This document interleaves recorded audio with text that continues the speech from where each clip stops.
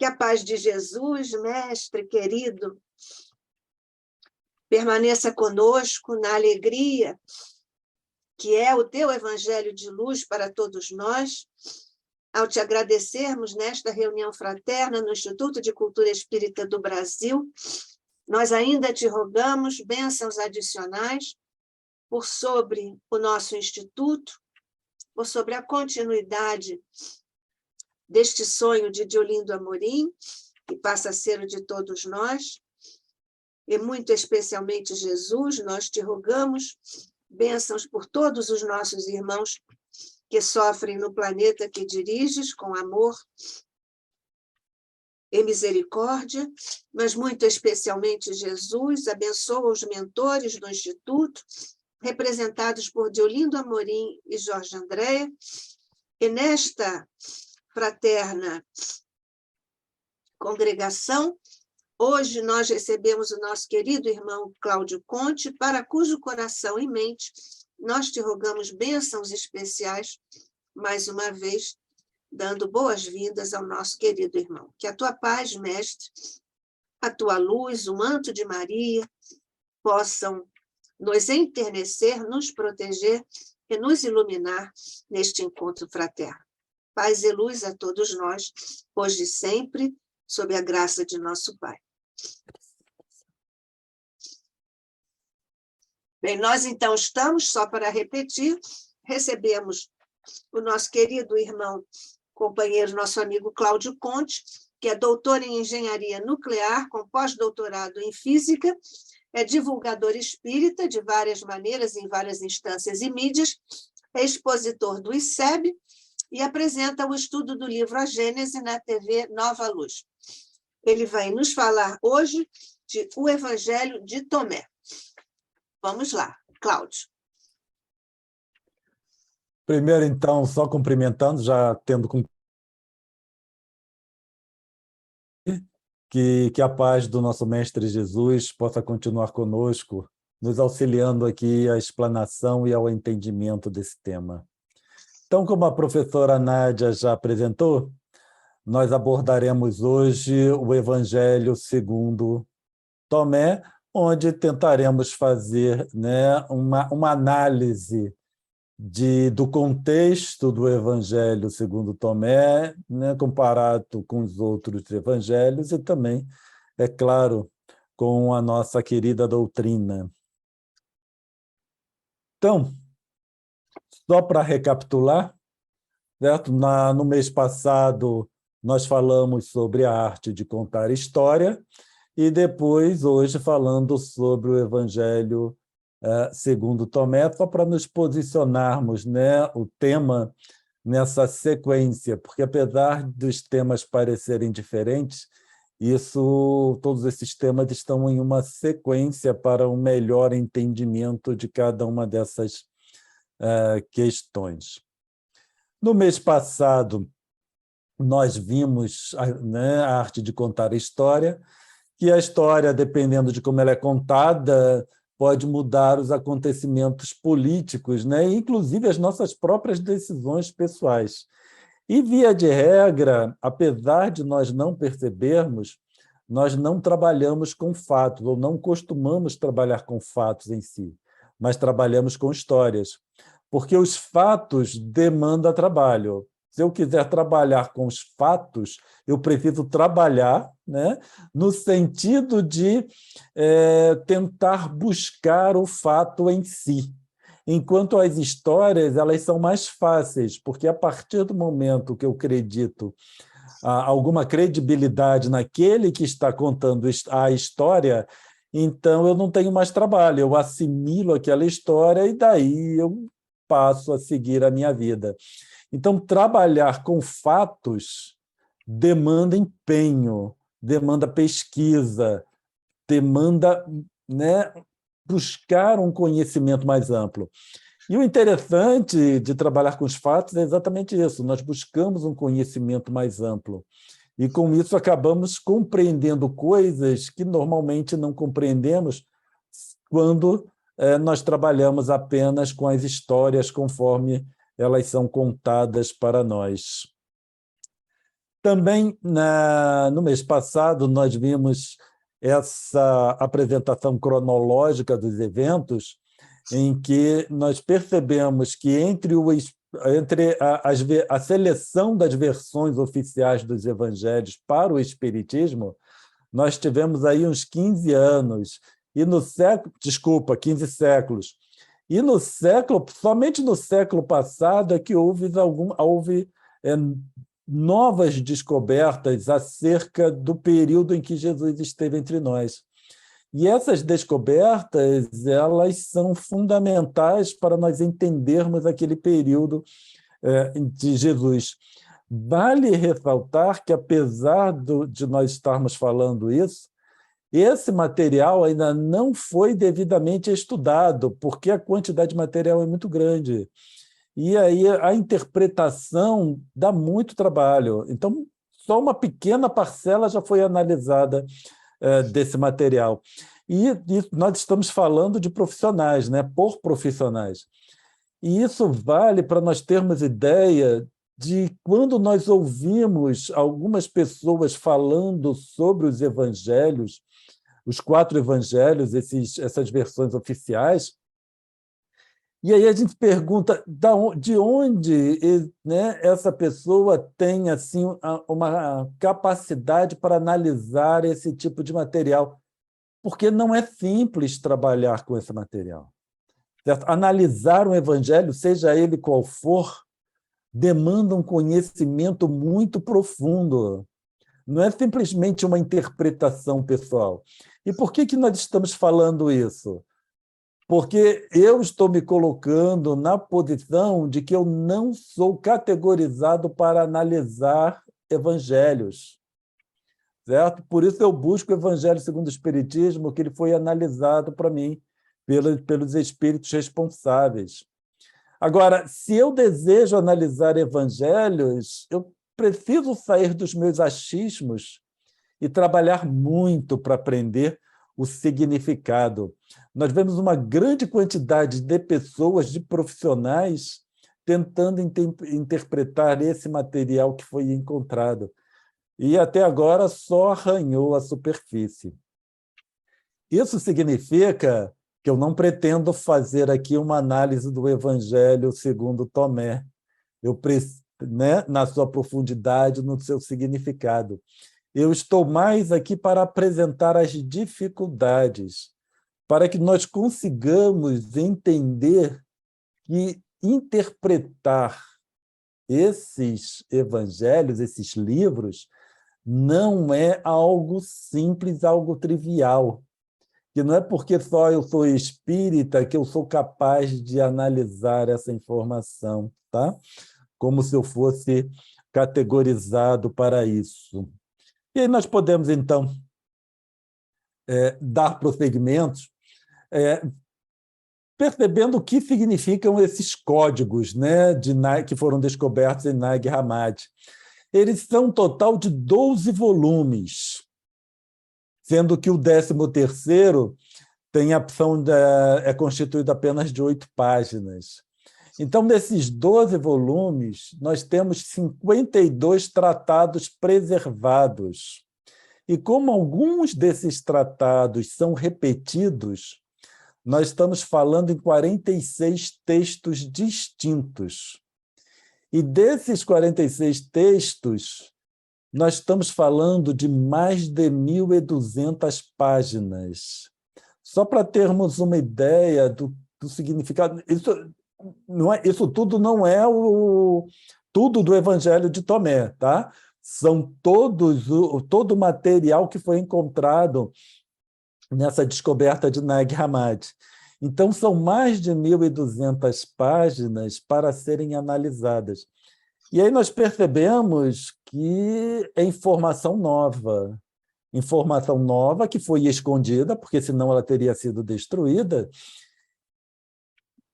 sobre o período em que Jesus esteve entre nós. Isso é muito interessante, porque pode mudar completamente a forma como nós entendemos o período em que Jesus esteve entre nós, porque isso não passa a ter histórias.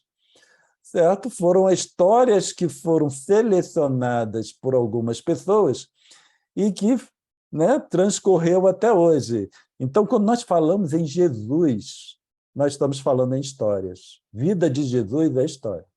Por isso que Kardec, como nós veremos um pouco mais à frente, deixou bem claro nessa divisão dos livros constantes do Novo Testamento. Não é à toa que Kardec deixou isso. E é interessante que Kardec falou isso antes desse material ter sido encontrado. Né? Estamos falando aí um século antes.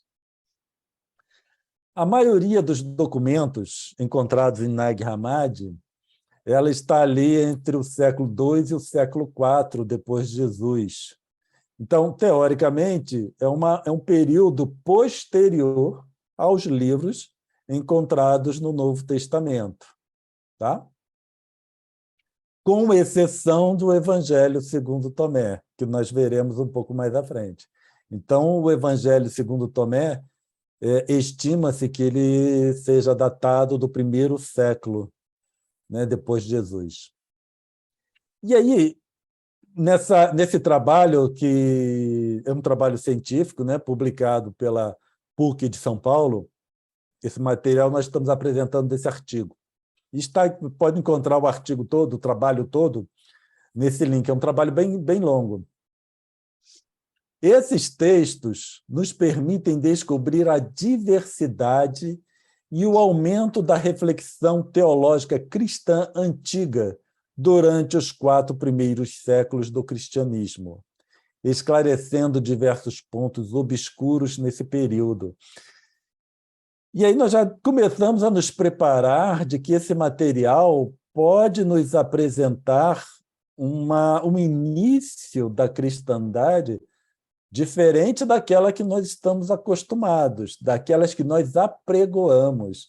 Isso é o que é interessante, certo? Não apenas acostumados, mas que muitos de nós apregoa como sendo uma verdade.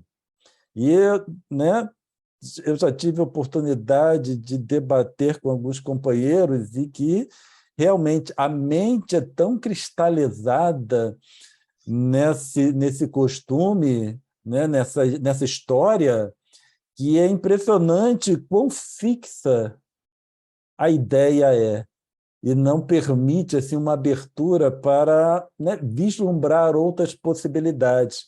O que vier de regra não altera em nada a importância de Jesus. Isso que é mais interessante, porque, independente do que nós estamos falando aqui, não altera em nada a importância de Jesus. Mudar a história, se Jesus subiu, se Jesus desceu, se ele foi para a direita ou foi para a esquerda, não muda em nada os ensinos de Jesus. Certo? Agora nós vamos discutir o quê? Como eram os primeiros cristãos. Os primeiros cristãos são diferentes do ensino de Jesus.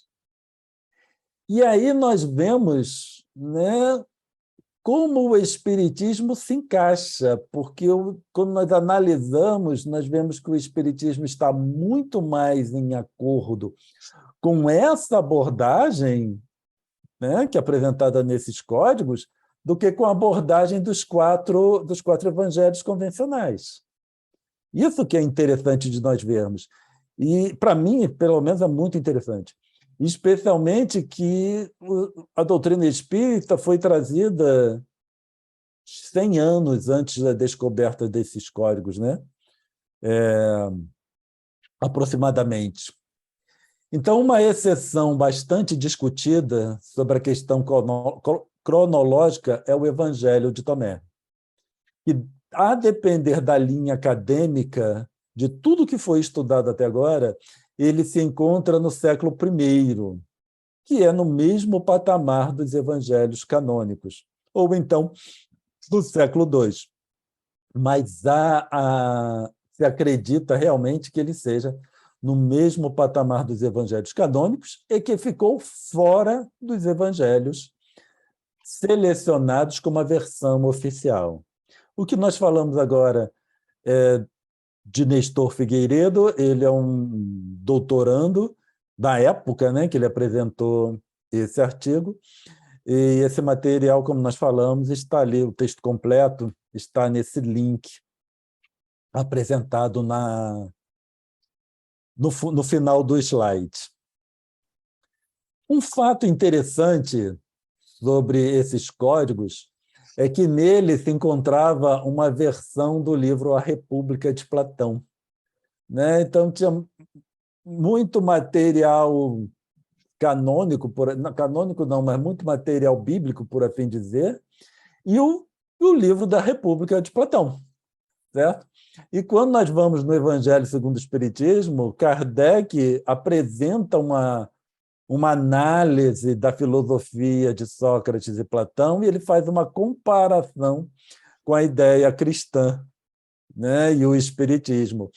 E aí é interessante que nós vemos que aquelas pessoas, naquela época, já faziam uma análise dos ensinos de Jesus com o que foi trazido por Sócrates e Platão.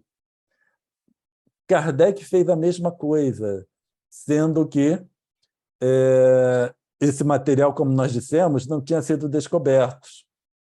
E aí nós vemos que Kardec e os espíritos responsáveis por essa doutrina, eles estavam em contato, né, na fonte lá, quando Jesus esteve entre nós, e eles analisaram, eles presenciaram o que aconteceu nos anos seguintes. E aí, quando nós analisamos a doutrina espírita, aí vamos falar mais do Evangelho segundo o Espiritismo, aí nós entendemos por que nós temos um Evangelho segundo o Espiritismo, certo? Por que o Evangelho segundo o Espiritismo? E não apenas um livro como os outros, livro dos Espíritos, livro dos Médiuns, em que não era um Evangelho segundo o Espiritismo, mas um material com informação pertinente. E aí nós entendemos o Evangelho segundo o Espiritismo, porque é um material selecionado. E esse material selecionado por aqueles que estavam lá, que vivenciaram aquilo e que analisaram para nós em conformidade com o que Jesus apresentou. Essa é uma diferença que nós precisamos estar ciente, porque não é apenas uma análise de uma parábola. Se eu pegar uma parábola e analisar aqui para vocês, eu vou analisar segundo o meu entendimento. O que nós temos, né? Agora, se eu tivesse vivenciado com Jesus e lembrasse todo o ensinamento dele, a minha análise dessa parábola seria completamente diferente, certo? Podia, claro, trazer alterações, mas seria muito mais correta do que se eu analisar com o meu conhecimento que eu tenho hoje, seja ele qual for. No Evangelho segundo o Espiritismo, e aí nós começamos a entender uma série de informação que nós temos no Evangelho, no nosso Evangelho, que o Espírito de verdade nos informa. Espíritas, amai-vos, este é o primeiro ensinamento. Instruí-vos, isso é o segundo. Então, nós vemos a importância da instrução, de nós buscarmos os fatos e não ficarmos apenas com as histórias. No cristianismo encontram-se todas as verdades, não temos dúvida. Porém, são de origem humana os erros que nele se enraizaram.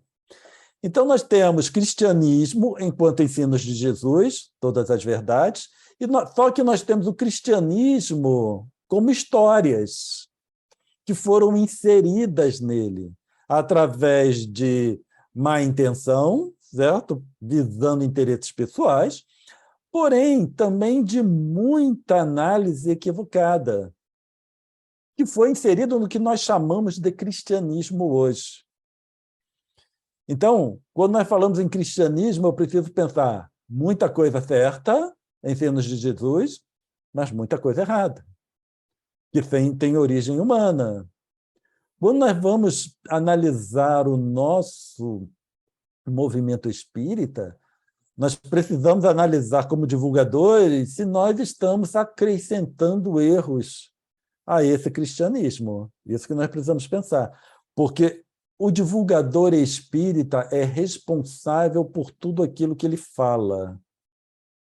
E as consequências também serão compatíveis, já que nós sabemos, falamos muito de causa e efeito, ação e reação. Então, nós precisamos saber disso, certo? Se eu falo de alguma coisa e me preparo, está certo que vai ter erros. Não estou dizendo aqui que vamos conseguir acertar 100%. Mas quando é decorrente da minha falta de trabalho em pesquisar e tentar buscar os fatos, aí tenho consequências. Haverá consequências da forma como eu divulgo a doutrina espírita. Porque falar que nós somos trabalhadores de última hora é muito bonito e muito fácil. Agora, entender é outra coisa, né? Buscar os fatos por trás. Eis que do além-túmulo, que julgáveis o nada, vozes vos clamam. Irmãos, nada perece, Jesus Cristo é o vencedor do mal. Sede os vencedores da impiedade. E aí nós temos esse grande alerta do Espírito de Verdade, nos dizendo que no cristianismo encontram-se erros de origem humana. Mais claro do que isso, não teria como ele ser, acredito eu. E se não bastasse, Kardec, na introdução do Livro dos Espíritos, ele divide o Novo Testamento em 5 partes. Os 4 primeiras partes, ou 4 partes desse Novo Testamento, Kardec deixa claro que são questionáveis. Só os ensinos morais é que são incontestáveis. Tá? Então, nós temos, nos ensinos morais de Jesus que nós temos hoje, encontram-se todas as verdades. O restante podem ser erros que foram incluídos com o nome de cristianismo pelos homens, né? Pelos humanos, melhor dizendo.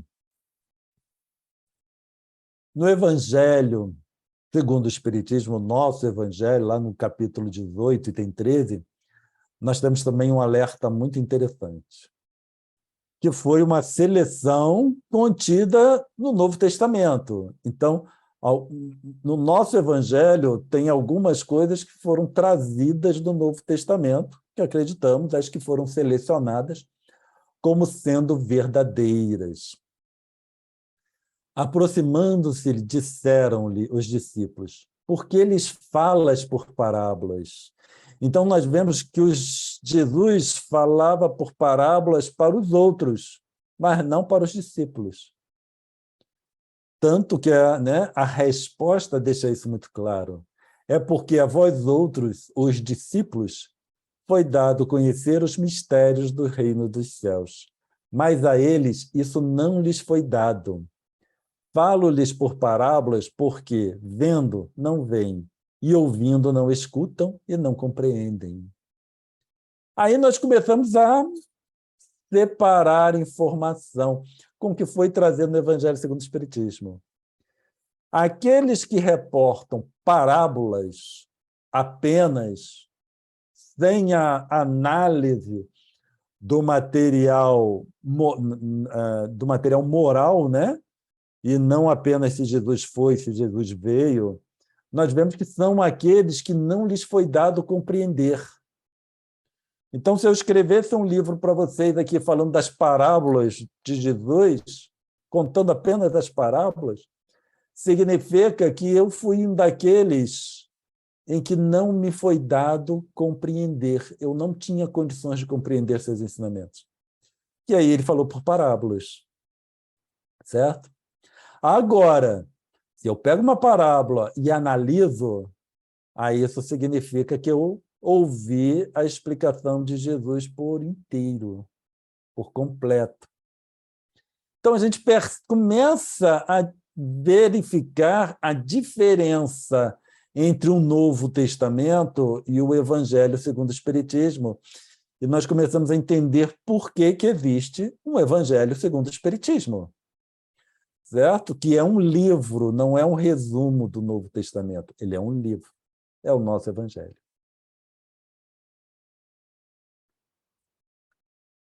Muitos erros de origem humana são decorrentes de interesse, no que foi incluído no espiritismo, desculpa, no cristianismo. Então, muitos equívocos foi interesse. Nós vemos os relatos, né, da história, conforme Irineu, por exemplo, buscou ali a seleção e tudo o que ele fez no início para conter os outros evangelhos. Nós vemos que tinha muito interesse da igreja. Porém, uma grande parcela também é decorrente de interpretação errônea das parábolas, certo? Então, não podemos acreditar tudo assim aos interesses. Também é decorrente de interpretação errônea, que não necessariamente é interesse. E aí, isso chama mais nossa atenção enquanto divulgadores. Eu tenho algum interesse? Não. Tá bom. Mas então, será que eu não estou com interpretação errônea por causa da minha pouca capacidade de análise? E aí nós temos lá Sócrates, né? Eu só sei que nada sei. Então, a princípio, eu sempre devo considerar que eu tenho uma limitação grande de análise desses textos relacionados com os ensinos de Jesus. E no Livro dos Espíritos, lá na questão, é mais um item 109, 1009, né? Porque ali não foi foi uma pergunta com várias respostas. Vários espíritos trouxeram respostas a esse respeito. E aí nós temos lá o espírito que se apresentou como, se identificou como São Luís, ele disse o seguinte: como, porém, são chegados os tempos de não mais empregarem linguagem figurada. Eles se exprimem sem alegorias e dão às coisas sentido claro e preciso. Eles são os espíritos responsáveis pela codificação, que não possa estar sujeito a qualquer interpretação falsa. E aqui nós temos o porquê da doutrina espírita, por que foi preciso uma doutrina espírita. Porque a primeira versão da doutrina espírita foi Jesus que trouxe, que a gente não considera dessa forma, porque Jesus trouxe os ensinos e as explicações. Então, ali nós temos a primeira versão da doutrina espírita. E aqui nós temos a segunda versão da doutrina espírita. Então, foi chegado ao tempo que a linguagem figurada não vai ser mais utilizada. Já vem as explicações, que era o que Jesus apresentava para os discípulos, certo? Trazendo o sentido claro e preciso para que não estejamos mais sujeitos à interpretação falsa. E aí nós vemos que os equívocos que encontramos no cristianismo é decorrente da interpretação falsa. E, como o tema é o Evangelho segundo Tomé, aí nós vamos analisar o Evangelho segundo Tomé no que ele fala a esse respeito. Então, lá na sentença 28, consta que Jesus disse: permaneci em repouso no meio do mundo, e para eles me manifestei encarnado. Encontrei-os todos embriagados. Então, aqui tem uma descrição de qual era a nossa condição, a condição, né, da população daquela época. Encontrei-os todos embriagados. Então, isso é uma metáfora ao vinho, né, a bebida. E não encontrei ninguém com sede, e minha alma estava aflita por causa dos filhos dos homens, pois estão cegos em seus corações e não podem ver. Pois vazios entraram no mundo, e de novo vazios eles procuram sair do mundo. Mas agora estão embriagados. Quando se livrarem de seu vinho, então terão uma mudança de coração. Então, nós, se não conseguimos perceber a diferença entre o que essa doutrina nos traz e o cristianismo, conforme ela foi apresentada durante séculos, nós continuaremos nessa condição de embriagados. Vazios entramos nessa doutrina e vazios vamos sair dessa doutrina. Não existe como. Eu, Cláudio, e aí é uma opinião pessoal, eu acredito que aquela passagem lá que Jesus transformou água em vinho não tem nada com transformar água em vinho. Tem algumas coisas no Novo Testamento que você fica, meu Deus, como é que a gente explica tal coisa? Né? Podemos imaginar Jesus numa festa transformando água em vinho? Eu não consigo. Eu não consigo. Agora, quando nós vemos essa colocação de Tomé como palavras de Jesus, aí nós vamos entender de onde surgiu aquela passagem de água para vinho. É Jesus fazendo essa alusão ao estado da humanidade, que ele comparou com uma embriaguez com a bebida da época, o vinho. Tá?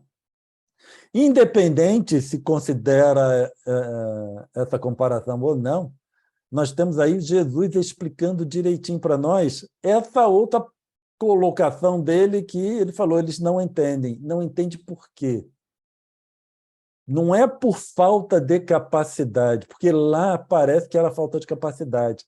Aqui não. Aqui nós vemos que não é uma falta de capacidade, mas exatamente que nós estamos cegos, significando não queremos ver. É diferente de não conseguir, certo? Não querer é diferente de não conseguir.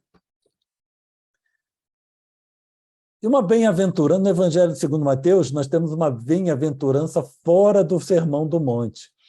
E vale ressaltar, que é uma coisa que eu acho muito interessante, é que todo mundo conhece como Sermão do Monte, mas tem duas histórias para o Sermão do Monte, certo? Porque também, segundo Lucas, não foi monte, foi uma planície.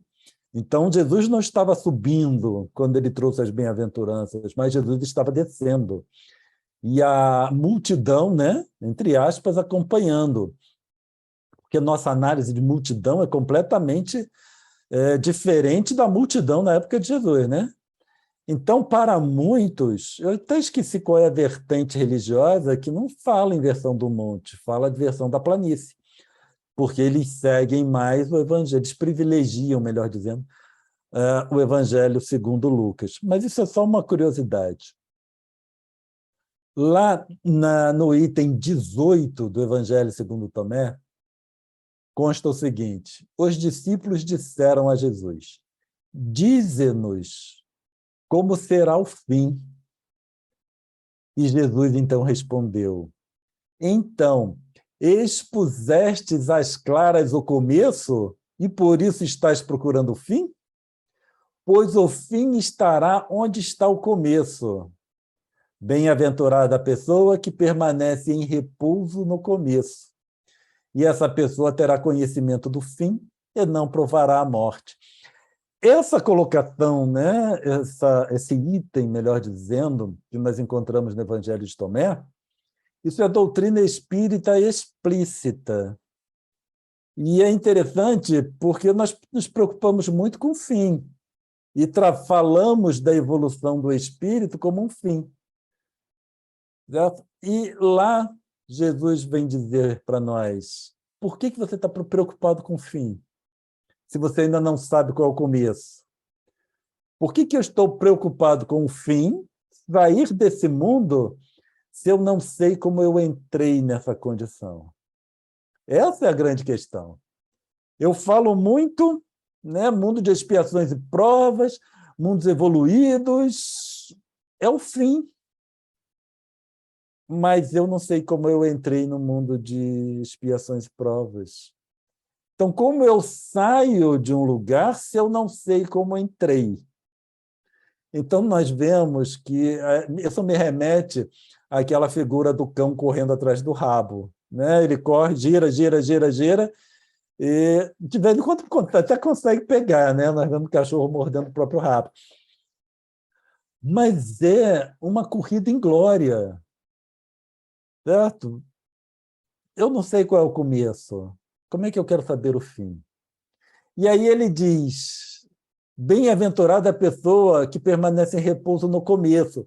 Isso significa, se lá no começo, o início de tudo, eu não fiz o que me levou a entrar em uma condição de expiações e provas, certo? Se eu fiquei em repouso nesse sentido, lá no começo, se eu tivesse percebido e não tivesse cometido, seja lá o que eu cometi, eu não entraria em uma condição de expiações e provas. Por isso eu seria um bem-aventurado. Certo? E como essa pessoa, né, que ficou em repouso lá, teve conhecimento do fim, também não provará a morte. Isso é interessante porque não encarnaria uma condição de expiações e provas. Tá? E aí nós começamos a entrar em uma série de questionamentos acerca da encarnação, inclusive da morte.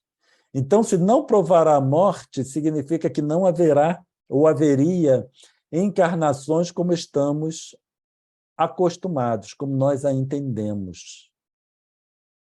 Isso apenas um item, né? O item 18. E aí a questão, nós precisamos ver se essa análise que nós apresentamos está coerente com a codificação kardeciana. Desculpa. Então, sob esse prisma, a condição de expiações e provas não está na sequência evolutiva do espírito. Nós trabalhamos como uma sequência, mas a condição de expiações e provas, ela não faz parte de uma sequência evolutiva. Isso significa que aqueles bem-aventurados que se mantêm em repouso, eles não vivenciam a condição de expiações e provas porque não necessitam. Mas, novamente, precisamos ver o que a doutrina nos diz. Então, analisando o Evangelho segundo Tomé, esse item 18, e aí nós vamos na questão, né, do Livro dos Espíritos, de número 1009, quando Paulo diz o seguinte: quem é como efeito culpado? É aquele que, por um desvio, por um falso movimento da alma, se afasta no objetivo da criação. Então, aquele que permanece em repouso, nesse sentido, não cometeu esse falso movimento da alma. Portanto, não se afastou do objetivo da criação, que consiste no culto harmonioso do belo, do bem, idealizados pelo arquétipo humano, pelo homem-deus, por Jesus Cristo. E não apenas isso, ele continua com o seguinte, que é o castigo? O castigo daqueles que cometeram um falso movimento da alma. É a consequência natural derivada desse falso movimento. Então, se eu tenho um falso movimento, eu trago as consequências. Uma certa soma de dores necessárias a desgostá-lo da sua deformidade. Então, esse sofrimento que está relacionado com o mundo de expiações e provas é para nós percebermos esse falso movimento da alma, essa deformidade da alma. Não vamos interpretar como uma deformidade física, que a alma não tem uma deformidade física, mas essa deformidade e voltarmos ao início, certo?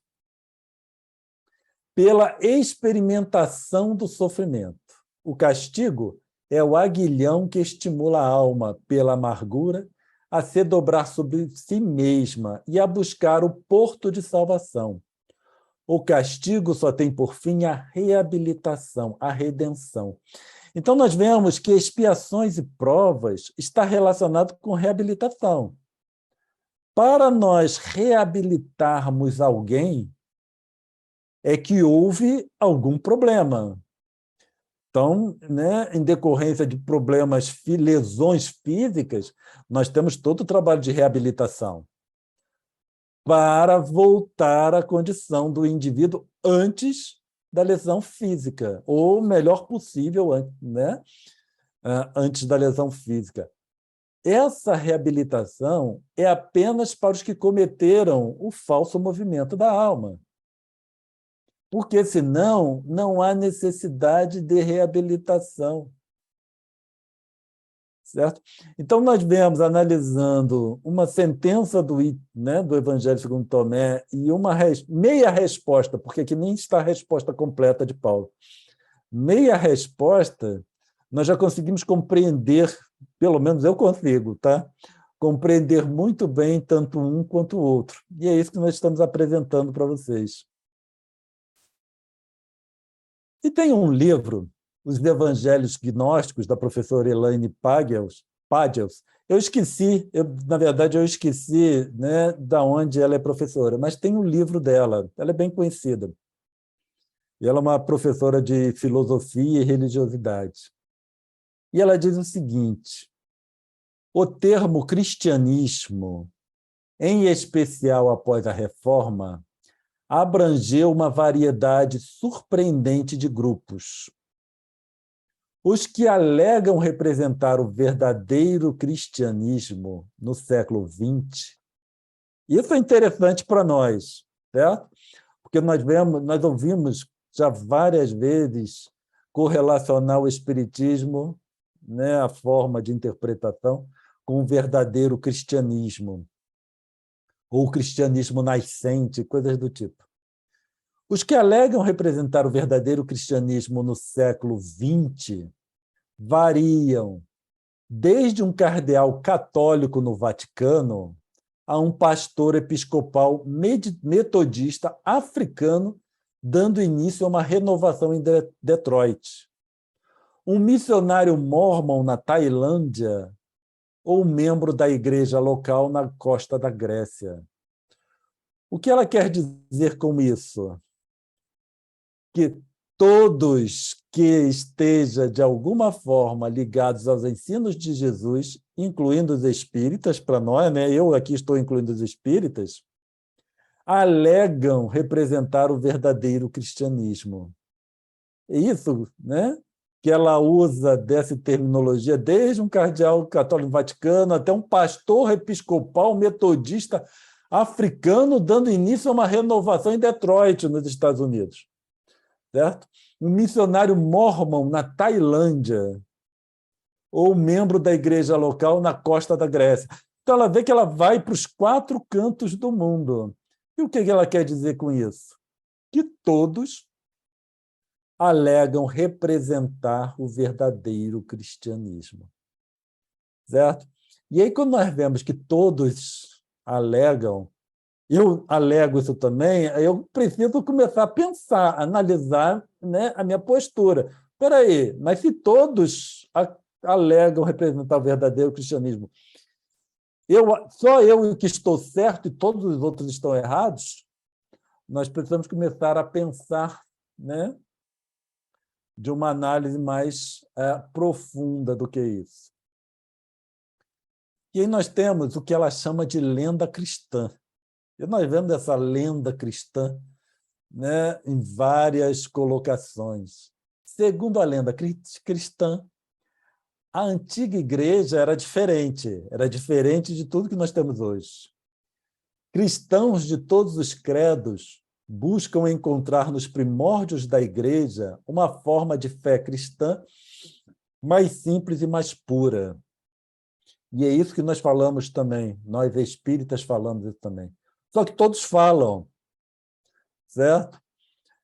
Então, não é porque eu estou falando aqui para vocês que os outros estão errados e só eu estou certo. Todos falam. Essa é a história, quando nós nos afastamos dos fatos. A história é que cada um, segundo as suas histórias, acreditam trabalhar com a forma mais pura e o cristianismo nascente, que é uma terminologia muito comum.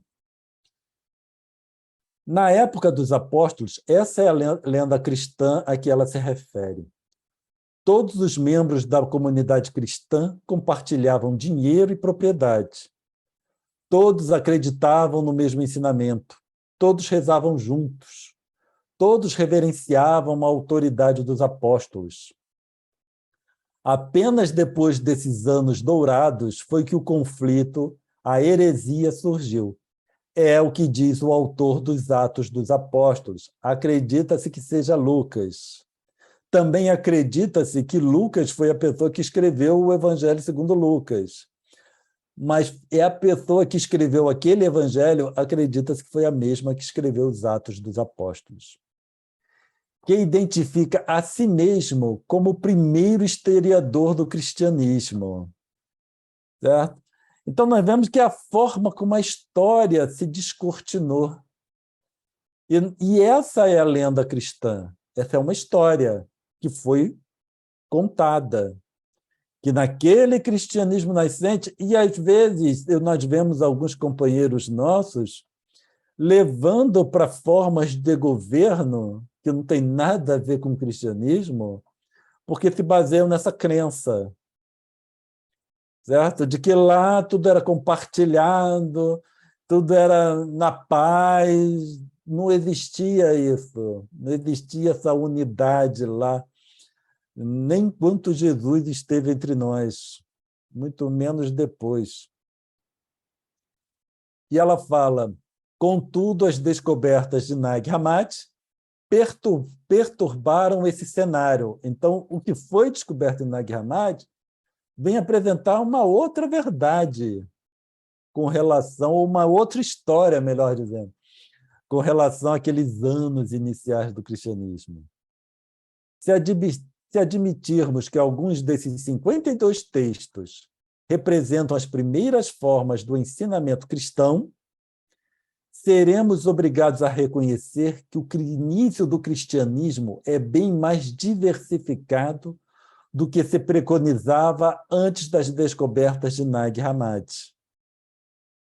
Agora, uma coisa que é interessante, essa informação de que cristianismo primitivo, que tudo era uma paz, que todos os cristãos viviam em comunhão, isso não é informação da codificação kardeciana, certo? Isso foi uma informação que as pessoas trouxeram do cristianismo.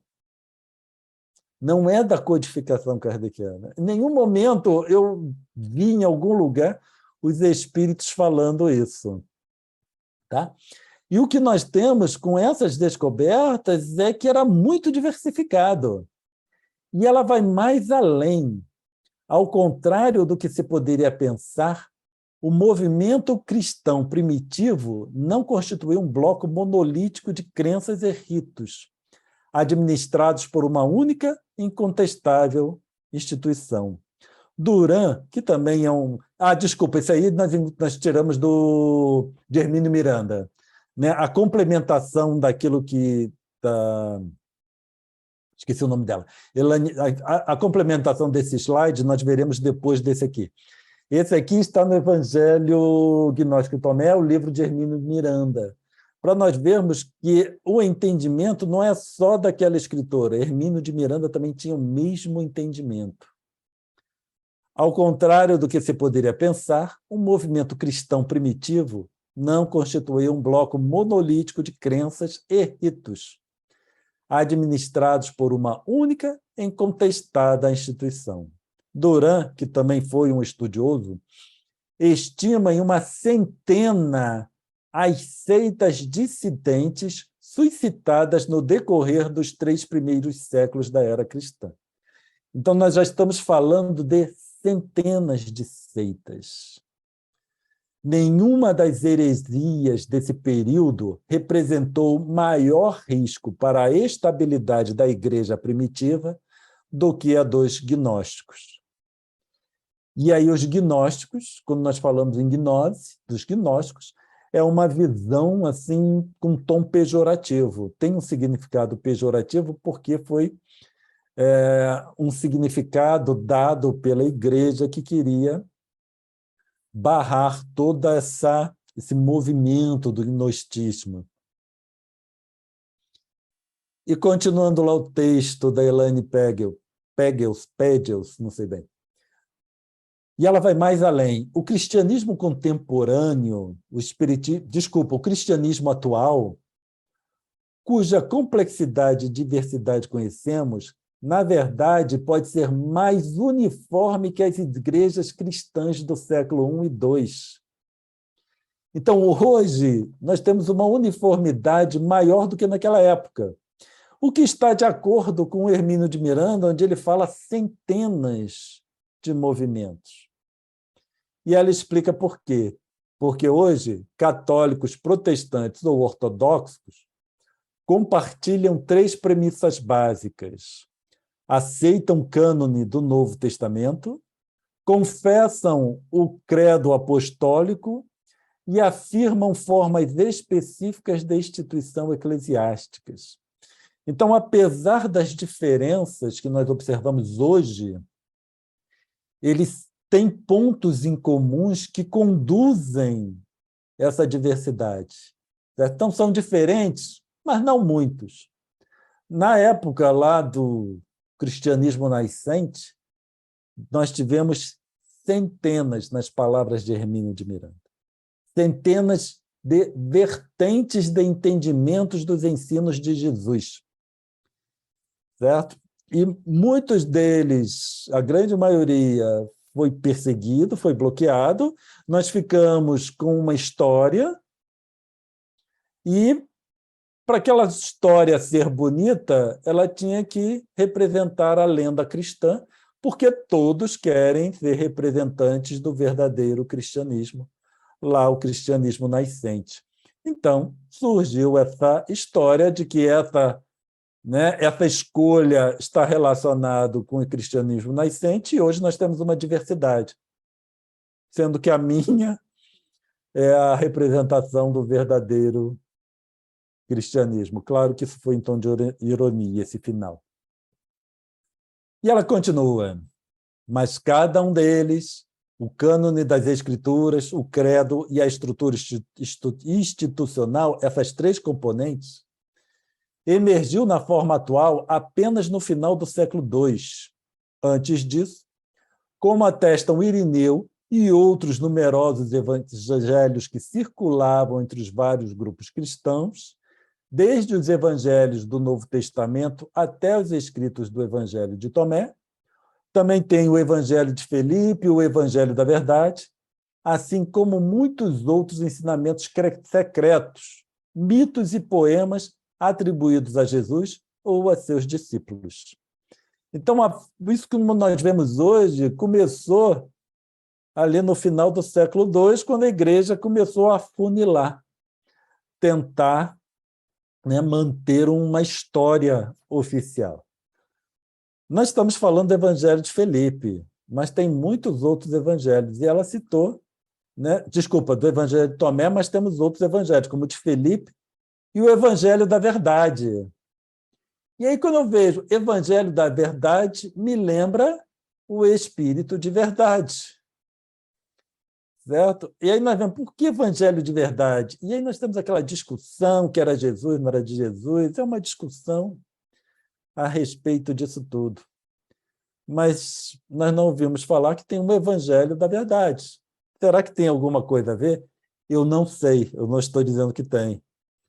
Tá?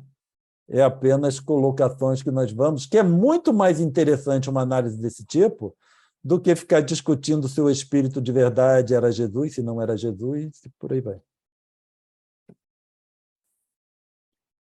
Comparação de João e Tomé. Nádia, como nós começamos 10 minutinhos mais tarde, eu posso avançar 10 minutinhos aqui antes das perguntas? Perfeito, claro, vamos em frente. Obrigado, Nádia. Então, nós temos lá uma comparação entre João e Tomé. Tomé diz o seguinte, no Evangelho de João, vejam bem, no Evangelho de João, capítulo 14, consta, Tomé lhe diz, Senhor, não sabemos para onde vais. Como podemos conhecer o caminho? Diz-lhe Jesus, eu sou o caminho, a verdade e a vida.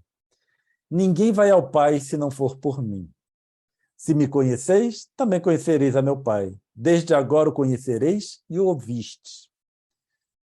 Esse é um problema, porque várias vezes eu tive que fazer malabarismo para explicar o que significa ninguém vai ao Pai se não for por mim.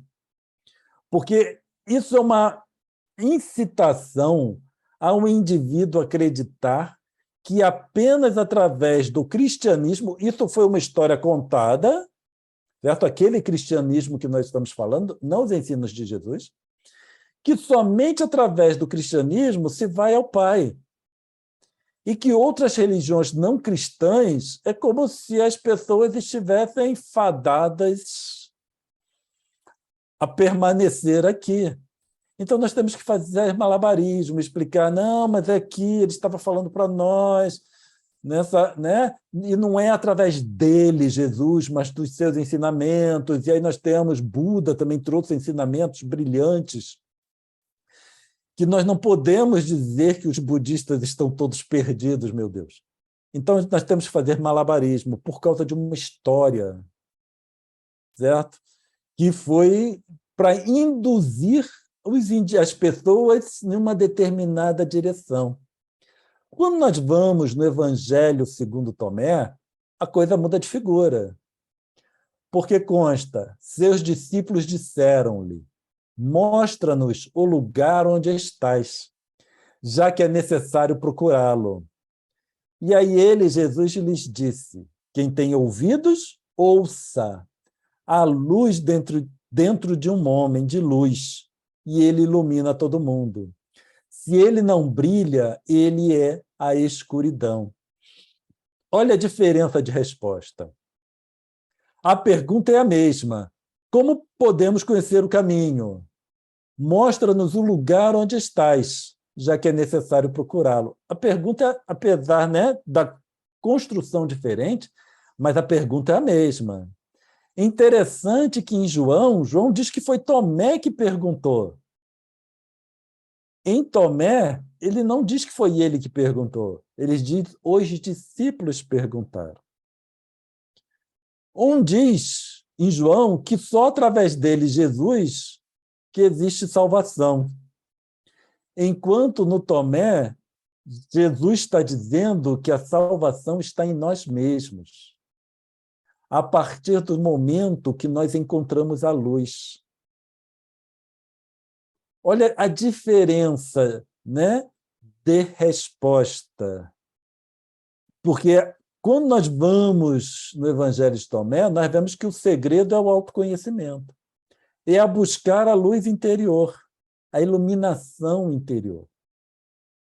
Agora, onde eu busco? Jesus não disse que só através dele. Quando nós paramos para pensar, aquela colocação é incoerente com a figura que nós fazemos de Jesus.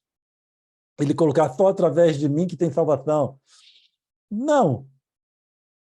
Certo? Mas isso era necessário para a história ter um significado, de que precisamos ser cristãos, Jesus é Deus, certo? E só através de Deus para chegarmos a Deus. Isso é uma história.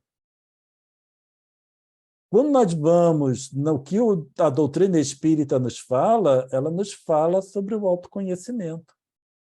E ela, inclusive, fala, não é fora da igreja na salvação, e a doutrina nos diz, não é também fora do espiritismo não a salvação.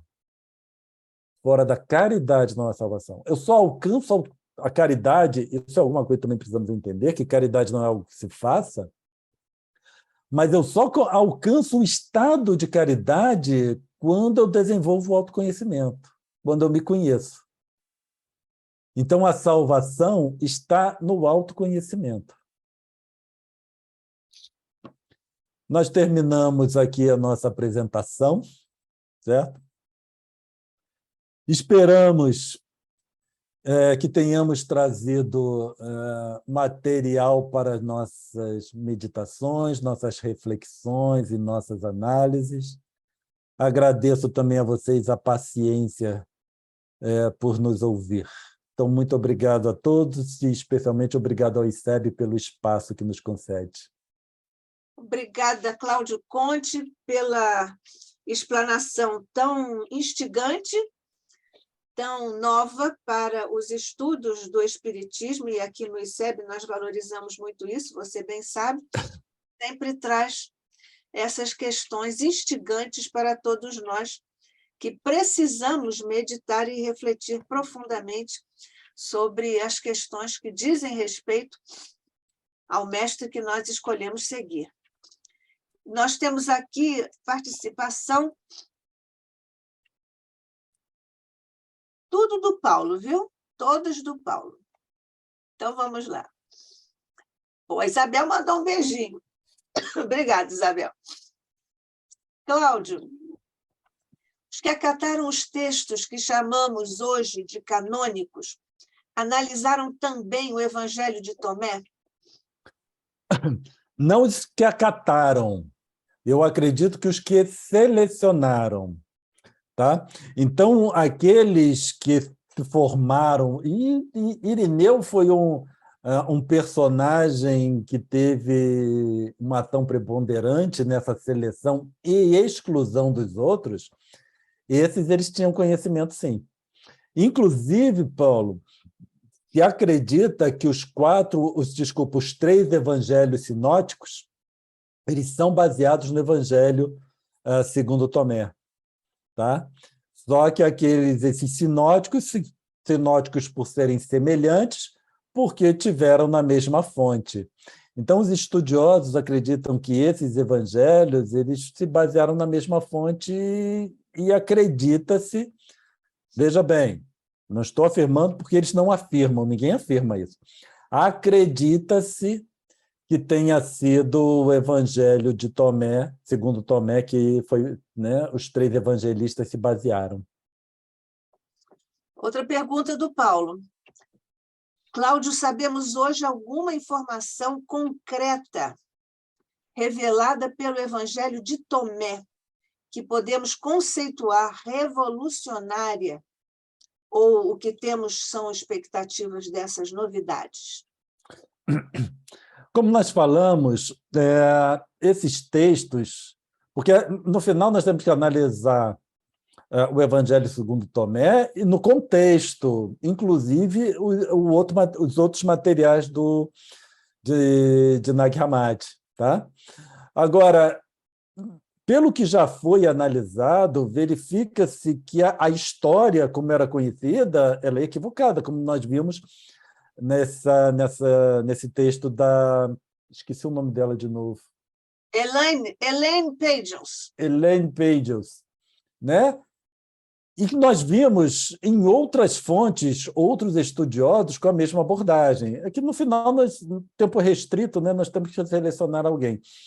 Mas nós vimos em várias outras fontes a mesma abordagem, que só modifica a forma como nós entendemos o cristianismo, especialmente os primeiros cristãos, né? Os movimentos dos primeiros cristãos. Quando nós analisamos a doutrina espírita ela muda isso. Aqui as pessoas, né, às vezes, eu acredito que têm dificuldade de enxergar que a doutrina espírita vem mudar aquilo tudo. Tudo que os conceitos que se tinham sobre os conceitos cristãos. Quando eu falo conceito cristão, não estou falando daquela porção lá que consta dos ensinos de Jesus. O que estou falando que fizeram com os ensinos de Jesus. Eu sei que na codificação, né, nós temos algumas referências ao cristianismo, mas eu, Cláudio, em decorrência das minhas análises sobre a doutrina espírita, eu não considero a doutrina espírita como uma doutrina cristã. Certo? Ela se baseia nos ensinos de Jesus. Sim, eu não estou tirando Jesus aqui da equação, não. Ela se baseia nos ensinos de Jesus. Mas Jesus não fundou o cristianismo. Jesus não falou assim, eu vou fundar uma seita que se chamará cristianismo. Não foi isso. Jesus trouxe ensinos. Agora, o que eu faço, o que você faz, o que a Nádia faz com esses ensinos, aí é de cada um. Certo? Então, a doutrina espírita ela se baseia nos ensinos de Jesus, mas ela não se baseia no cristianismo, no que eles fizeram, do que os humanos fizeram com os ensinos de Jesus e também, né, todas as interpretações e todos os interesses.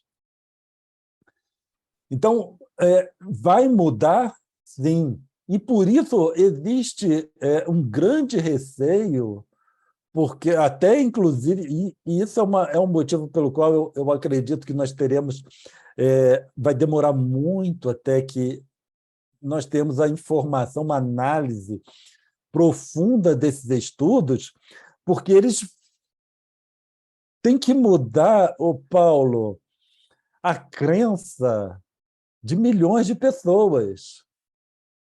Então, é chegar e falar assim, olha, sabe, tudo que você acreditou está errado. Não foi bem isso. Então, isso que você quer, né, a sua pergunta, uma prova incontestável, uma avaliação incontestável, isso ainda vai demorar muito a vir. Tá? E existem umas descobertas mais recentes que começam a mudar tudo, inclusive. Tá? Então, eu tenho coisas aqui que eu não posso nem falar. Eu ia falar, mas nem vou falar, porque já o que nós já falamos já agride a muitos. Né? Se nós falarmos um pouco mais, vai agredir mais ainda. E eu sei que o que nós falamos agride as pessoas, né? Porque é contrário àquela crença que as pessoas acalentaram a vida inteira. Aí você imagina, né, tudo que a informação vai chegar até nós. É complicado, Paulo, é complicado. A doutrina espírita ela fez isso. E aí nós vemos, a doutrina espírita fez isso. E a grande maioria não conseguiu se desligar dos conceitos do cristianismo. Tá? Hoje, por que a gente se bate tanto nessa questão? Né? Eu não tenho uma penetração muito grande, mas aonde eu consigo, quem consegue me ouvir, pelo menos, né, o que eu consigo que a pessoa me ouça, nós estamos perdendo a doutrina espírita para o Novo Testamento, a codificação kardeciana para o Novo Testamento. Analisa o movimento espírita, né, com assim, olhos de querer ver. Se abstraia. Eu não sou Paulo, eu não sou espírita, eu não sou cristão, só quero analisar. E você vai começar a perceber que nós estamos perdendo, né, a codificação está perdendo terreno para o Novo Testamento. E isso é decorrente de um movimento que aconteceu, né, há 1, 2 décadas atrás. Então, nós vimos uma tendência daqueles que se apresentam ou que foram considerados como representantes do espiritismo, e esses, então, estão fazendo esse movimento de retorno ao Novo Testamento. Isso é uma perda, entendeu? Lamentável. E que, se continuar nessa caminhada, nós vamos perceber essa perda, né, daqui a algumas décadas. Analisa o movimento espírita, certo? Né? Se abstraia e analisa, que você vai ver que se fala muito mais de Novo Testamento, cartas de Paulo, Atos dos Apóstolos, do que se fala de Evangelho segundo o Espiritismo, colocações né, dos Espíritos, Livro dos Espíritos. Analisa. Cláudio, os Espíritos nos dizem lá, principalmente no Livro dos Espíritos, entendei-vos quanto às palavras. Não é? Sim. Nós todos devemos nos entender quanto às palavras. Nós sabemos que o signo linguístico é arbitrário, né? Os homens inventam e tal, criam. E aqui eu acho que ficou bastante claro para nós que, evidentemente, o Cristo não deixou nenhuma religião instituída e estatuída, que a palavra cristianismo foi forjada, composta por pessoas que analisaram os ensinos de Jesus. Então, não se deve confundir. Vamos ver se nós nos entendemos com outras palavras. Então, não devemos confundir cristianismo com ensino do Cristo. Isso. A palavra cristianismo foi forjada por criaturas, como nós mesmos, que, a partir do que entenderam do que seja a mensagem de Jesus. Portanto, o cristianismo é uma construção humana, pelo entendimento que algumas pessoas tiveram, e o Cristo, ou a mensagem do Cristo, é o valor moral. O próprio Kardec situou ou restringiu a mensagem crística aos ensinos morais. É isso. Isso. Você colocou de uma forma técnica muito clara. O que é diferente do espiritismo, certo? Sim. Porque o espiritismo vem lá, ensino dos espíritos, só que os espíritos escreveram. Certo? Então, quando nós falamos de espiritismo, nós estamos falando do que os espíritos escreveram. Então, fazendo a análise junto com o que a Nádia falou, nós tivemos o que Jesus falou, só que ele não escreveu. E aí construíram toda uma série baseado no cristianismo. O espiritismo, os espíritos escreveram, Kardec batizou aquilo de espiritismo. Agora nós estamos criando, né, um sistema de crenças relacionadas com o que os espíritos falaram. Só que é relacionada, mas estamos desviando do que os espíritos falaram. Então, é alguma coisa semelhante. Jesus falou e criaram, né, um sistema de crenças baseados no que Jesus falou, e aí houve o desvirtuamento. A nossa vantagem, enquanto espíritas, é que os espíritos escreveram, certo? Kardec escreveu, e essa distinção. Então, se nós desviarmos, aí é por escolha, que é mais complicado do que o cristianismo, né? Porque você foi induzido ao longo do tempo que foi aquela coisa e você foi. Hoje nós temos escritos. Eu não posso mais dizer que eu fui induzido. Eu posso dizer que eu tive preguiça de estudar e fiquei com a história. Né? A complicação, a responsabilidade nossa enquanto espíritas e enquanto divulgadores espíritas. Ô, Cláudio, o sufixo ismo quer dizer doutrina. Sim. Então, quando você diz espiritismo, e você acabou de dizer, é a doutrina ou corpus teórico, um conjunto de ensinamentos trazidos pelos espíritos através da mediunidade, que nós sabemos que foi, e avalizados por Kardec com a supervisão dos próprios espíritos superiores. Sim. Então, é uma doutrina assim.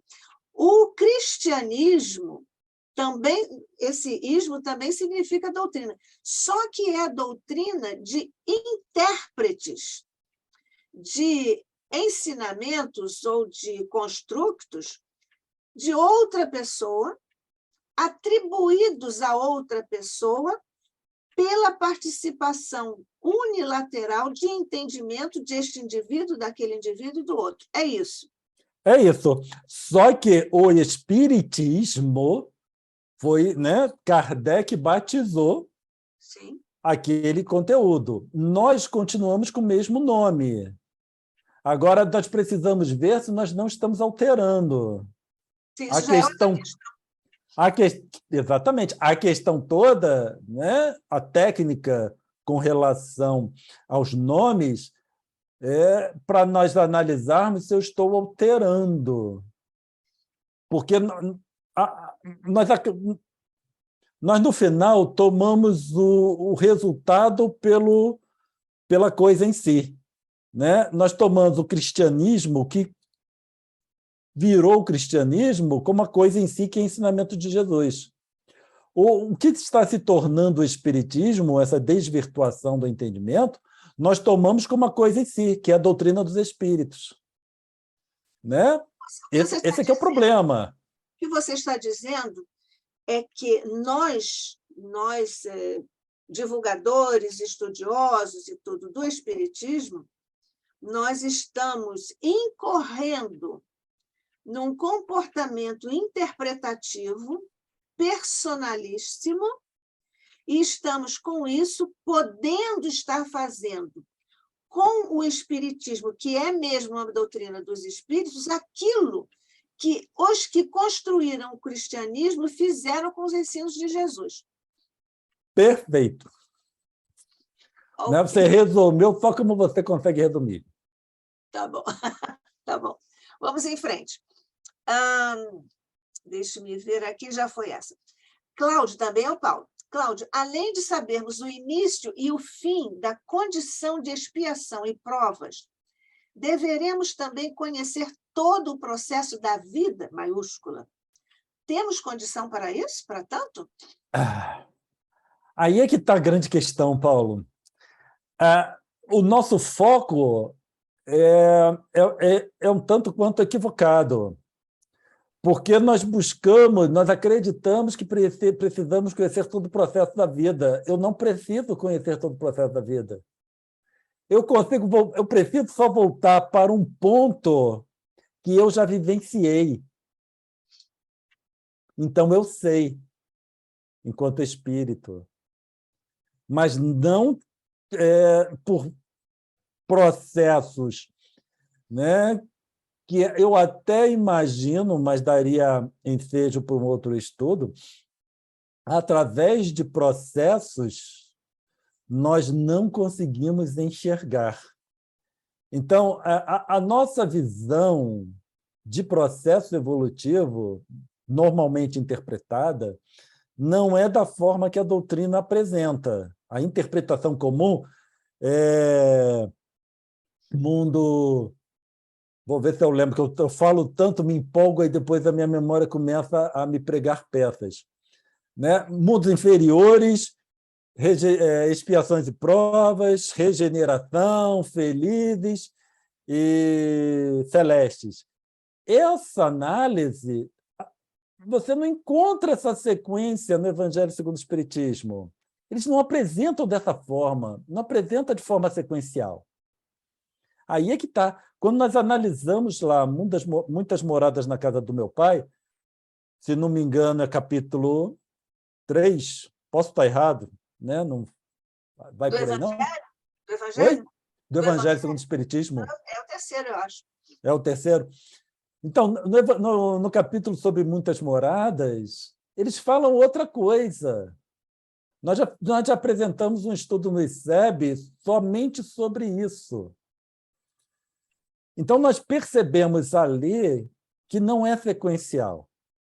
Nós saímos de uma condição, entramos na condição de expiações e provas e precisamos retornar para aquele falso movimento da alma. Tá? Então, no final, nós temos que fazer o caminho reverso. Isso é que é interessante. E se eu tenho que fazer o caminho reverso, você tem que fazer o caminho reverso, significa que está em mim a salvação, né? A salvação com a conotação, interpretação filosófica da palavra. Né? E o que está coerente com aquela colocação do Evangelho segundo Tomé que nós apresentamos. Nós precisamos voltar para aquele ponto. É o ponto da regeneração. Então, quando eu penso mundo de regeneração, normalmente se interpreta como um mundo acima do nosso. Não é. É aquele ponto da onde eu saí. Eu preciso voltar para aquele ponto onde eu estou regenerado. Olha a diferença. Certo? Onde eu estou regenerado. Se a palavra regenerado significa que eu resolvi uma série de problemas e voltei a um comportamento adequado. Então, eu tinha um comportamento adequado, desviei por um falso caminho da alma, preciso de condições desagradáveis para eu reconhecer que aquilo não está me levando a lugar nenhum e regenerar. Então, você pergunta, temos condições para tanto? Temos. Eu tenho, você tem, Nádia tem, Marisa tem, a Sara e a Názila tem, todos nós temos. O Altamiro tem. O Altamiro tem, que ele estava fora aqui do meu... Da A Dalva tem, a da Isabel minha listinha tem, tem. Galáxia Frita tem, e Galáxia 11 tem. Todos nós temos, e todos os que não conhecemos estão conosco, também têm. Tem. Por isso eu posso garantir que você um dia será um espírito evoluído. Ô, Cláudio, Por causa disso. essa questão aí suscita uma reflexão em torno do que é a taxonomia, a classificação, a hierarquização de coisas, de situações ou de orbes, e a natureza dos orbes. Eu acho que é uma questão mais de natureza dos seres do que de hierarquia. Sim. Sim, não tem essa hierarquia. Porque vamos analisar. Nós, pegar eu como referência. Se eu estivesse num local em que todos fossem amigos, que todos tivessem um comportamento de irmãos, que todos procurassem fazer o bem para o outro, mesmo com a minha ignorância, mesmo com o meu conhecimento limitado, isso não seria um mundo feliz? Se eu não tivesse que me preocupar com meu irmão, né, com o meu próximo, mas eu estiver ciente que, em caso de necessidade, o próximo, que eu nem conheço, viria me ajudar, onde eu não precisasse me preocupar com o próximo, certo? Com as pessoas, né? Se todos vivêssemos em paz, todo mundo quisesse viver em paz, isso não é um mundo feliz? Eu preciso ter o conhecimento de Jesus para ser feliz? Eu não preciso ter o conhecimento de Jesus para ser feliz. Na minha ignorância, e aí nós temos que os espíritos são criados simples e ignorantes, na minha ignorância, eu posso ser feliz a partir do momento que eu saiba me comportar. Eu, Cláudio. A lei está escrita na consciência. Exatamente. Então, se eu me comportasse adequadamente, eu não estaria aqui com vocês, eu estaria com espíritos compatíveis com a minha condição. E aí eu estaria no mundo feliz. A felicidade não é intelectual, a felicidade é moral. E a moral, apesar do intelectual puxar o moral para nós, espíritos ligados ao mundo de expiações e provas, isso é um ensinamento para nós, certo?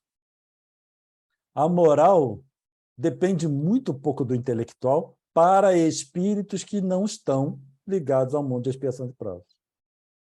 Porque eu necessito entender, eu, Cláudio, que estou nessa condição, necessito de entender que eu preciso retornar.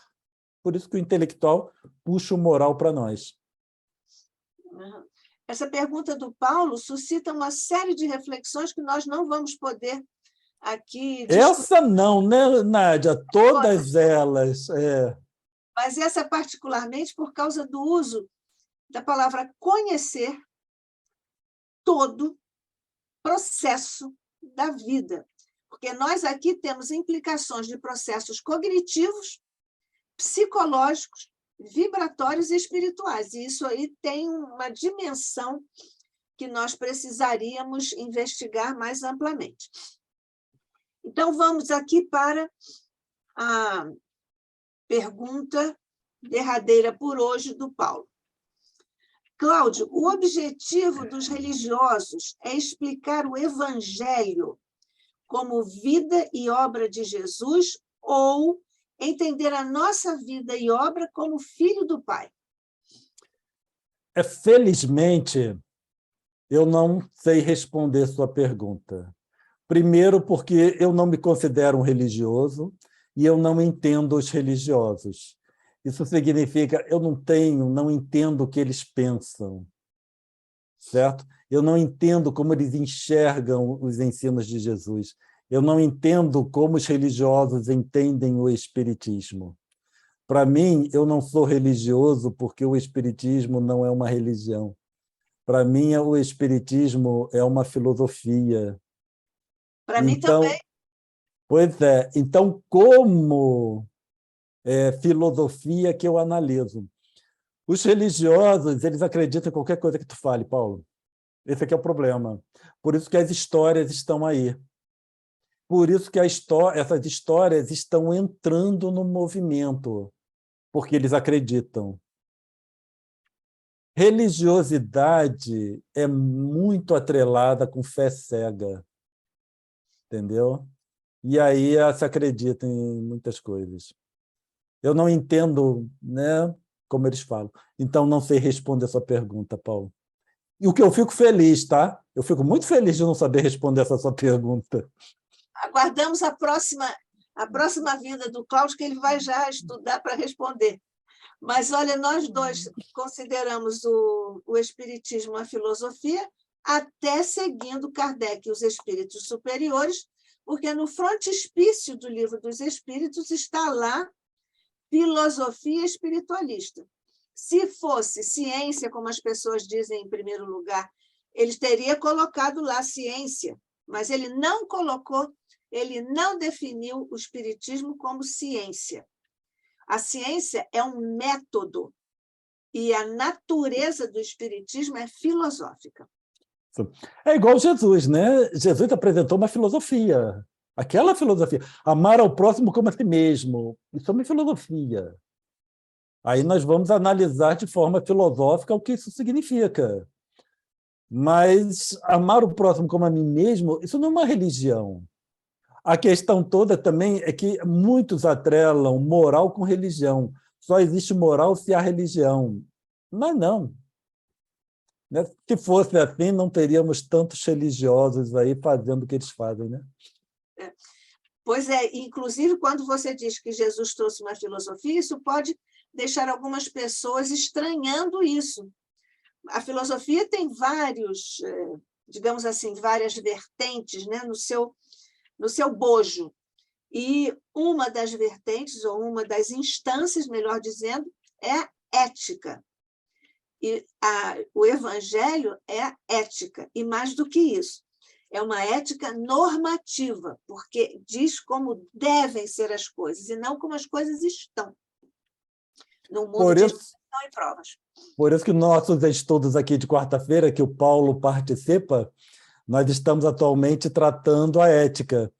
E é interessante que nós estamos abordando, né, as 3 visões da ética com um livro do Dalai Lama. Sim, maravilha. Né? E fazendo, é claro, toda a correlação com a doutrina espírita. Mas nós estamos fazendo esse estudo. Né? E que o Paulo participa e ele sempre deixa essas perguntas muito interessantes que nos auxiliam muito. E na quarta-feira nós vamos abordar uma das questões do Paulo César que ele deixou lá para a gente. Tá. Olha, o Altamiro diz que também vê o espiritismo como filosofia. Eu vi ali no comentário dele. Nós não somos poucos, nós somos quietos. Esse é que é o problema. Né? Nós somos muito quietos. Mas ser quieto também é bom, né? Também é. É bom, também é bom. Senão você vai criar, sabe o quê? Como é que eu vou dizer isto, hein? Escolhe bem a palavra. Porque eu sei o que você quer dizer. Exatamente. Nós podemos aí criar um campo de questionamentos recíprocos. Gostou como eu saí disso? Gostei. Muito boa. Vou gravar, ainda bem que está gravado, que eu vou anotar para a próxima vez que eu precisar. Gostou, leva para você, meu amigo. Vou usar, com certeza. Então, tá bem. Não há perguntas mais, não é isso? Só o Paulo fez perguntas. Eu fiz aqui algumas questões. Hein? Alguém tem pergunta? Eu queria fazer uma observação, se possível. Sim, rápido, que nós estamos encerrando, tá? Tá, então, é que eu sinto que um aspecto da minha análise é que nós somos muito corporativistas. Esse nós é muito uma palavra forte, né? Corporativismo, né? O que é uma palavra meio pejorativa. Ninguém quer ser corporativista, mas, de uma certa forma, nós somos. Então, eu perguntaria ao Cláudio, né? Eu também já sei até a resposta, vamos dizer assim, até que ponto nós devemos ser corporativistas? Por quê? Corporativista no sentido de professar a mesma opinião, os mesmos credos, os mesmos, não é? Tendo a mesma finalidade, vamos resumir assim. Isso é bom porque nos engaja, isso é a minha análise, né? É bom porque nos engaja naquele assunto da qual a gente deve pensar, porque o problema é que muita gente não pensa e é que nem um gado, vai no rebanho, como se fosse uma salvação. Não é por aí. Então, tem um lado bom, que você passa a lidar com muitos assuntos pertinentes. Pertinentes ao quê? No nosso caso, a nossa salvação. Salvação entendida como o nosso desenvolvimento espiritual. E é ruim porque, de certa forma, se falar mal de fulano, se falar mal de Jesus, aí eu vou brigar. Uai, falou mal, mas em que aspecto? Então, é o que nos interessa é saber que esse corporativismo, até que ponto a gente deve ser corporativista ou não. Isso eu pergunto ao Cláudio. Obrigado, desculpa aí. Tá bom. Nós temos uma necessidade de pertencer a grupos, e daí vem o corporativismo. E nós temos uma necessidade também de aceitação, certo? E é essa necessidade de aceitação que gera essas dificuldades. Então, para eu ser aceito, eu tenho que falar a mesma coisa que vocês falam ou aquilo que vocês pensam. E isso vai gerando esses corporativismos. O espírita, e isso nos cabe fazer, né, enquanto ligados a uma doutrina que nos clama a fé raciocinada. Para eu raciocinar, eu não posso viver isolado. Eu preciso de um grupo que me ajuda a raciocinar. Então, eu gosto da interação porque vocês me ajudam a ver coisas que eu falo errado, melhorar meu raciocínio. Quando eu explico, eu preciso melhorar meu raciocínio. Então, eu preciso desse grupo. Agora, eu preciso raciocinar. E a gente raciocina quando nós colocamos ideias contrárias. Porque se eu ficar aqui, 2 mais 2 igual a 4, 4 mais 4 igual a 8, 8 mais 8 igual a 16, eu posso passar 1h30 falando a mesma coisa, todos vocês vão concordar, vai ser uma maravilha, e vamos sair daqui felizes. E é isso que está acontecendo. As pessoas param, deixam de raciocinar porque elas deixam de analisar. Porque deixam de analisar porque precisam ser aceitas. Tá?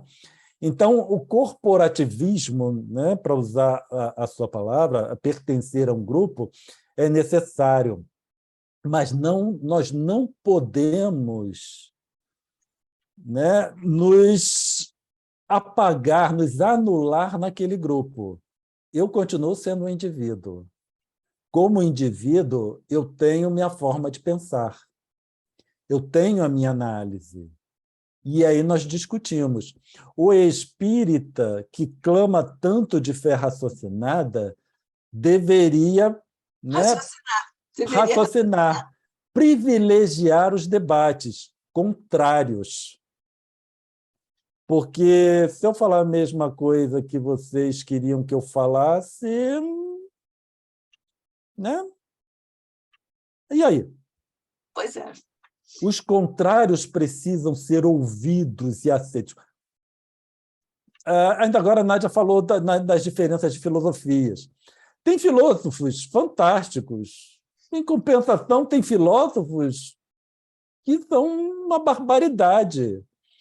mas eles estão lá na categoria de filósofos, e tem os livros dos filósofos, mas tem uns que você deve ler, outros você deve jogar fora, certo?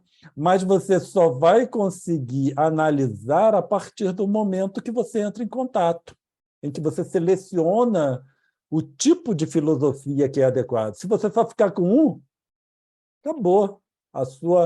A sua mente está formatada. Isso. Só para nós encerrarmos essa questão da nossa dita tendência ao corporativismo, ela está contemplada na terceira instância da hierarquia das necessidades humanas básicas, de Abraham Maslow. Não é? Isso é uma necessidade humana básica, que na psicologia está formulada pelo Abraham Maslow, o teórico formulou a psicologia humanista, mas também faz eco ou desdobra, ou, digamos assim, constitui em outro campo aquilo que Aristóteles já disse, que nós somos um ser gregário, no sentido de que nós precisamos estar com o outro. E no Livro dos Espíritos nós temos a lei de sociedade, que não nos deixa mentir, nem falhar nesse sentido. Então, encerramos aqui mais um encontro nosso. Cláudio, você quer dizer mais alguma coisa? Só que fazer o estudo com você, assistindo, é muito bom, que aí depois você completa tudo, coloca tudo de jeitinho, né? Quando a gente só solta a ideia, depois você fecha bem para a gente. Tá bom. É porque também me encanta a ideia, e depois você dar um corpo, uma roupa para a ideia. Então, obrigada outra vez, Cláudio Conte, que nos trouxe mais um tema instigante para a nossa reflexão mais profunda e mais aberta acerca dos temas de sempre, mas que nós precisamos lançar novos olhares sobre as mesmas coisas, que, aliás, é o que faz a filosofia. São sempre as mesmas coisas, as mesmas questões que nós vamos aprofundando e nós vamos descobrindo, né? Fazendo uma espécie de uso do escafandro para irmos lá nas ideias. Que a paz de Jesus permaneça conosco hoje e sempre. Jesus amado, nossa gratidão profunda pelo encontro que tivemos hoje aqui, com a tua proteção, Mestre, com raios de tua inteligência e vibrações de teu coração sublime, com a vibração amorosa de Maria, com a atenção generosa de nossos anjos da guarda e de nossos amigos espirituais. Agradecendo, Mestre querido, pela bênção e proteção ao ICEB, aos nossos mentores queridos aqui do Instituto, e rogando-te, Mestre, a multiplicação de bênçãos por sobre todos nós, em nossos esforços sinceros no bem. Deus nos abençoe, teu coração nos abençoe, Jesus, teu manto, Maria, nos acolha e proteja sempre. Que a paz de Jesus permaneça conosco hoje e sempre, sob a graça de nosso Pai. Assim seja. Assim seja.